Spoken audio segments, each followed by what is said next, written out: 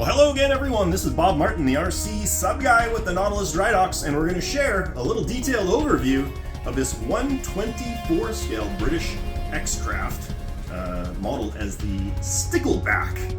This is a surface runner that was originally built for a young gentleman who had purchased a full-fledged RC submarine from us a while back, decided that wasn't for him and wanted something a little simpler, a little more fun for him. So this is a model of a submarine, but that's going to act as a surface runner. What we're going to do in this video, we're going to go through it in detail, not only for you, but for the new owner, so he understands what's going to go into operating and maintaining this cool boat.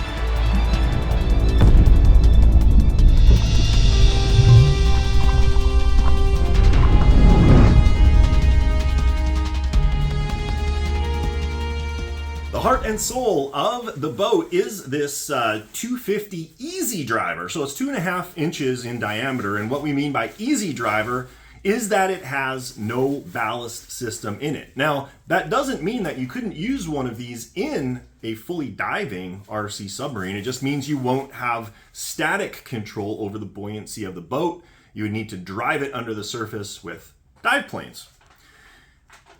This boat's not set up to do that. It's just going to bomb around on the surface. So what we got here, this is the forward end cap. This can stay on all the time. It never, ever, ever needs to come off. So we're just going to leave that alone. This design uses an inside diameter seal that presses against the acrylic tube. So to take it apart, all you do is just grab it from the end, push it up, it comes right off.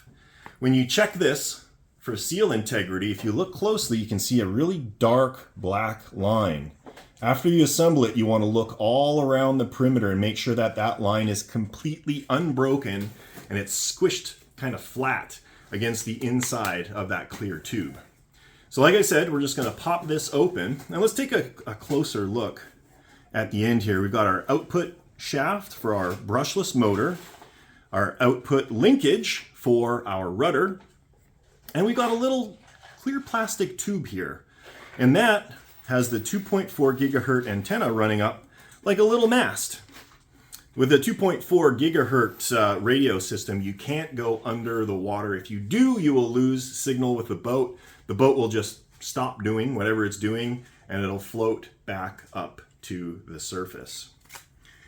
Taking a look inside, a few things to note. You've got 2 servos, but we're only using one of them because one of them would typically be used for dive planes. We've got the main power connection up on the top. And underneath, we've got a remote on-off switch, our electronic speed controller, and our main drive battery. So to power up the boat or get it ready for operation, all you do is make up this connection. That's it. That is it. Slip this in, push it down, check the seal, and you're good to go. The other important part of the boat is the remote control. This is a 3-channel surface radio. We're really only using 2 channels though. And then we've got the key fobs to turn the boat on and off. You turn the radio on with the button on the back, and it's ready to go. Provided you've connected your power, you should just be able to hit the on button. That startup sound is what you want to hear. That's the check by the electronic speed controller. We've got our rudder output and our throttle.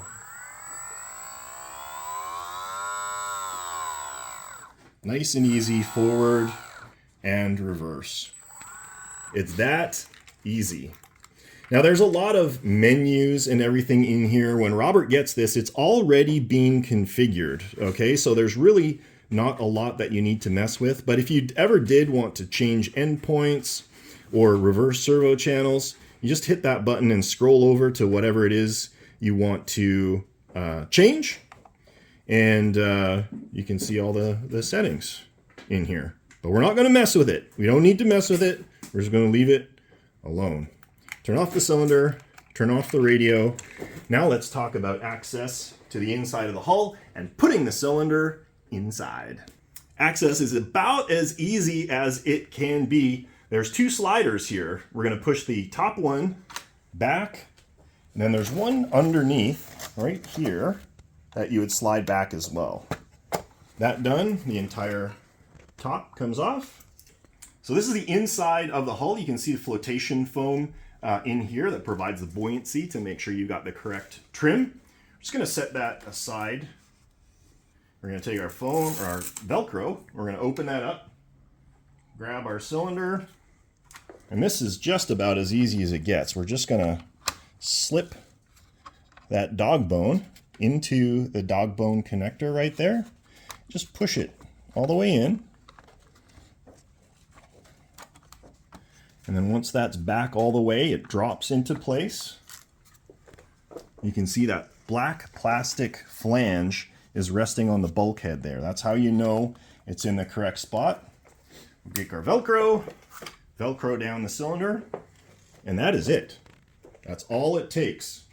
If we want to test the boat, turn it on, power on the cylinder, and we've got our rudder control and our throttle.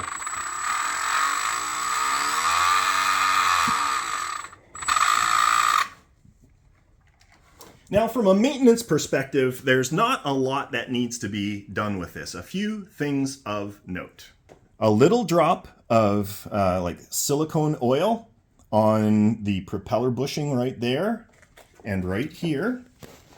Maybe do that once every 2 or 3 times you bring it out into the pond. A little bit on this would be good as well, because there is a seal on the inside, so that oil can get in there and lubricate the seal as well. And then really the only other thing you need to worry about is this forward face right here. It doesn't necessarily need lubrication, but, well, actually it's not this end, it's this end. But what you would want to do is put a little bit of silicone oil or grease on there, and that'll just make removing the end cap that much easier for you. Let's talk a little bit about the batteries. And for those of you familiar with lithium polymer battery packs, you're going to know all of this, but we're going to make sure that Robert knows. So this is a lithium polymer battery pack. It's I believe it's a 3S, which is 11.1 volts. You got connections on here. You've got the main power connection, this yellow XT60 connector, and a balance charger port. Both of these get plugged into your charger. You're going to set it up for lithium polymer charging, 3S in terms of the number of cells, 3 cells. And you're probably going to want to charge it at maybe 1 amp, 1000 milliamps. This is an 1800 milliamp battery.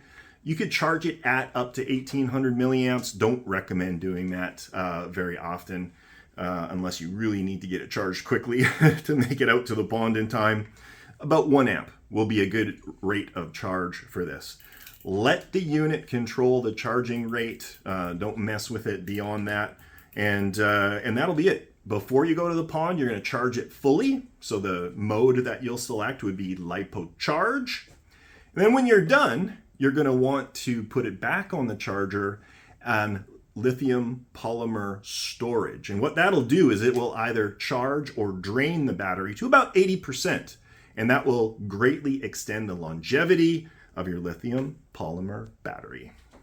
One thing to note here as well, you have this dive plane, and this is actually positionable. You can tilt it manually up or down. The way that I've got it right now will actually impart a drop in the stern when you get under power. And this is actually a good thing, and it mimics the performance of the actual boat itself.